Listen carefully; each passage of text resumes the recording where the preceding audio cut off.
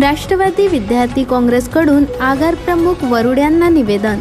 वरुड ते वर्धा, हिंगणघाट, फुलगाव, यवतमाळ आणि वरुड ते नागपूर या मार्गावरील बस सेवा ग्रामीण भागातील विद्यार्थ्यांसाठी स्थानिक बस थांब्यावर थांबवण्यात यावी, यासाठी राष्ट्रवादी काँग्रेसचे विद्यार्थी परिमल बेले यांनी वरुड आगार प्रमुख यांना निवेदन दिले। वरुड ते वर्धा, हिंगणघाट, फुलगाव, यवतमाळ तसेच वरुड ते नागपूर या मार्गावर नियमित धावणारे एसटी बस गाड्या अनेक ग्रामीण भागातून जात असलेल्या तरी या स्थानिक बस स्थानकावर थांबत नाही। गावाचे उदाहरण अमडापूर, वाडेगाव, वघाड, नांदगाव, वाडेगाव, रोशनखेडा, कुरडी, सुरडी, ढगा येथे स्थानिक बस थांब्यावर थांबत नाहीत। त्यामुळे या भागातील विद्यार्थ्यांना शाळा, कॉलेज, कोचिंगला जाण्यासाठी खूप अडचणीचा सामना करावा लागतो।